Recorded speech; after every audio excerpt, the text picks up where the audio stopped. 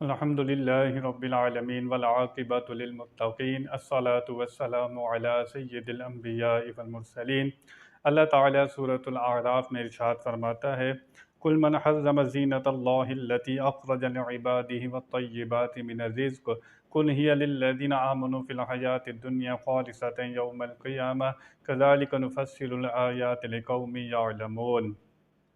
کس نے حرام کی اللہ کی وہ زینت جو اس نے اپنے بندوں کے لیے نکالی اور پاکیزہ، تم فرماؤ کہ وہ ایمان والوں کے لیے ہے، دنیا میں اور قیامت میں خالص انہی کی ہے۔ ہم یوں ہی آیت مفصل بیان کرتے ہیں علم والوں کے لیے۔ اللہ تعالیٰ نے اس آیہ مبارکہ میں کفار عرب جو طواف کرتے تھے کپڑے اتار کر، تو اللہ نے ان کو فرمایا یہ کس نے حرام کیا ہے؟ یہ کپڑے پہن کر طواف کرنا، زینت اختیار کرنا، یہ اللہ تعالیٰ نے تو حرام نہیں کیا، اور تم اچھا کھانا نہیں کھاتے، بہت کم کھانا کھاتے ہو، تو اللہ فرما رہا ہے یہ کس نے حرام کیا ہے؟ جب اللہ نے حرام نہیں کیا، اس کے رسول نے حرام نہیں کیا، تو تم خود سے حرام اس کو ٹھہرا نہیں سکتے۔ تو یہاں سے پتہ لگا، اس آیہ مبارکہ سے ایک قانون مل گیا، جن کاموں کو اللہ اس کے رسول نے منع کرنا تھا اس کو منع کر دیا گیا۔ قرآن پاک میں ہے کہ شراب نہ پیو، منع کیا گیا، چوری نہ کرو، منع کیا گیا، سود نہ کھاؤ، منع کیا گیا۔ جن کاموں سے روکنا تھا اس پر حرمت کی دلیل آ گئی، اور جن کاموں سے نہیں روکنا تھا اس پر حرمت کی دلیل نہیں ہے۔ جن کاموں سے نہیں روکا گیا وہ کام وہ حلال ہیں یا مباح ہیں۔ جن کاموں سے روکنا تھا اللہ اس کے رسول نے روک دیا۔ تو اللہ اسی آیت میں یہی فرما رہا ہے، جب اللہ نے یہ چیزیں حرام نہیں کی تو تم نے خود سے کیسے حرام ٹھہرا لی؟ اس آیہ مبارکہ سے ان لوگوں کے لیے سبق ہے جو کہتے ہیں میلاد منانا شرک ہے، بدعت ہے، 11ویں نہیں کر سکتے، اسی طرح مردوں کا ایصال ثواب نہیں کر سکتے۔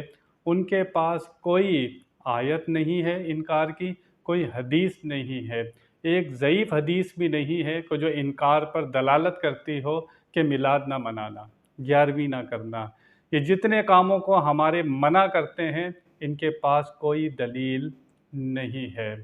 اگر ان کے پاس دلیل ہے تو قرآن و حدیث سے دکھائیں کہ کہیں اللہ نے فرمایا ہو، نبی نے فرمایا ہو کہ میرا میلاد نہ منانا، کوئی نہیں ملے گی۔ تو اس لیے ان کاموں کو آپ منع نہیں کر سکتے جس کی دلیل آپ کے پاس نہیں ہے۔ آپ کو کوئی بھی کہے یہ کام کرنا حرام ہے یا منع ہے، بدعت ہے، اس کو کہیں دلیل دکھائے، واضح دلیل دکھائے، اور وہ پھر اپنے سچے علماء کے سامنے رکھیں اگر وہ لے آئے۔ پہلی بات تو یہ ہے کہ وہ لا نہیں سکتا، اگر لے بھی آئے تو اپنے علماء کو دکھائیں یہ دلیل اس نے پیش کی ہے، اور وہ مرتا مر جائے گا، میلاد کے خلاف ایک دلیل بھی دکھا نہیں سکتا۔ تو اس آیہ مبارکہ میں واضح سبق دیا گیا ان لوگوں کے لیے جو بات بات پر شرک اور بدعت کے فتوے لگاتے ہیں۔ اللہ فرماتا ہے یہ روزیاں، پاک روزی جو ہے یہ تو ہم نے نکالی ہی ایمان والوں کے لیے ہے۔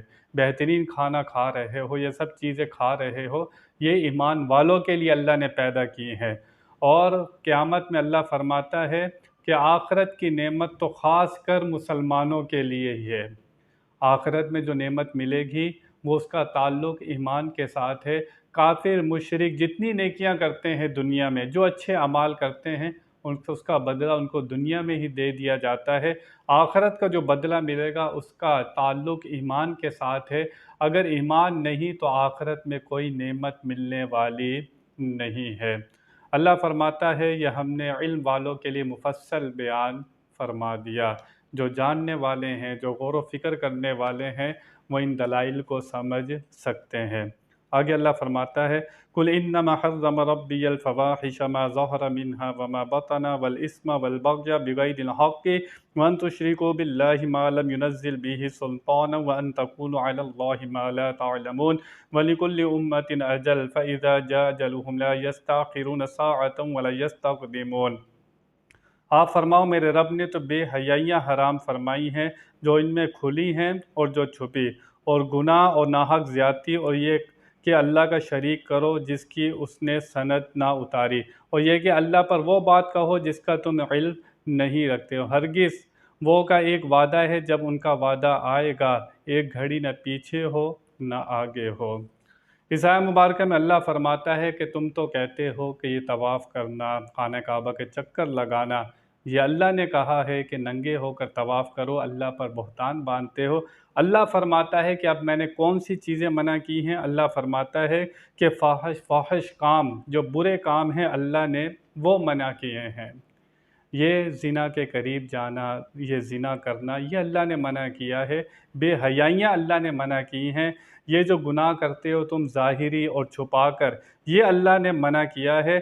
ناحق زیادتی کرتے ہو لوگوں پر، یہ اللہ نے منع کیا ہے۔ لوگوں کے ساتھ شریک ٹھہراتے ہو، یہ اللہ نے منع کیا ہے۔ یہ کام اللہ تعالیٰ نے منع کیے ہیں اور تم اس سے رکتے نہیں ہو۔ شرک بھی تم کرتے ہو، بتوں کی عبادت کرتے ہو، پرستش کرتے ہو، گناہوں میں زندگی گزارتے ہو، اللہ تعالیٰ نے ان کاموں سے منع کیا ہے۔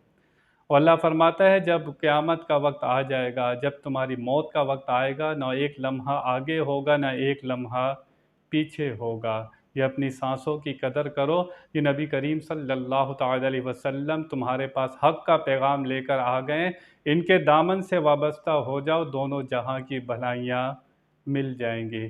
اگر ان سے منہ پھیرو گے، ان کی فرما برداری نہیں کرو گے، ان کے پیغام کو تسلیم نہیں کرو گے، یہ ہمارا ہی پیغام لے کر آئے ہیں، تو پھر تمہارے پلے نہ دنیا میں کچھ ملے گا تمہیں، نہ آخرت میں کچھ ملنے والا ہے۔ تو اللہ تعالیٰ نے جن کاموں کا منع کرنا تھا وہ آیا مبارکہ میں واضح طور پر بتا دیا کہ یہ اللہ تعالیٰ نے یہ کاموں کو منع کیا ہے۔ ان کاموں سے رکو اور ایمان لے آؤ تو تمہارے لیے بہت ساری نعمتیں ہیں، ورنہ تمہارے لیے فساد اور بربادی ہی بربادی ہے۔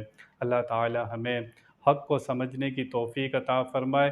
وآخر دعوانا ان الحمد للہ رب العالمین۔